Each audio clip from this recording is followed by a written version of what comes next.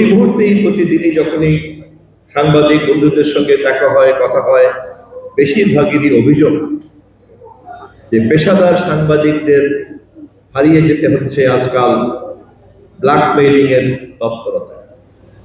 নামমাত্র সাংবাদিকদের ভিড়ে, ভাসমান সাংবাদিকদের ভিড়ে পেশাদার সাংবাদিকরা পথে বসেছে এবং নানান রকম অপরাধ তৎপরতার কথাও কিন্তু উঠে আসছে।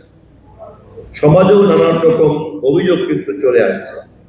তারা অনেকেই অভিযোগ দিচ্ছেন, প্রশাসন দিচ্ছেন, কর্মকর্তারা দিচ্ছেন। সমস্যাটা দুই দিক থেকে। একদিকে যেমন সমাজ, রাষ্ট্র এবং রাজনীতিকে প্রশ্ন করার ক্ষমতা হচ্ছে গণমাধ্যমে, এবং এই কাজ করতে পারাটাই হচ্ছে গণমাধ্যমের দক্ষতা। সে প্রধানমন্ত্রী হোক, রাষ্ট্রপতি হোক, মন্ত্রী হোক, ইঞ্জিনিয়ার হোক, ডিসি হোক, যেই হোক না কেন, তার প্রতিটি কাজকে নিরীক্ষণ করা এবং প্রশ্নবিদ্ধ করাই হচ্ছে গণমাধ্যমের কাজ।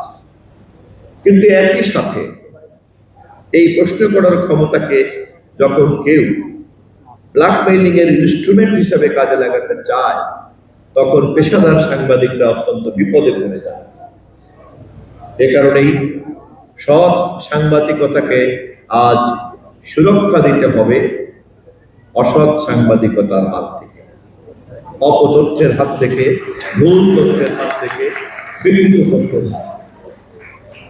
এই কাজটি অত্যন্ত চ্যালেঞ্জের কাজ।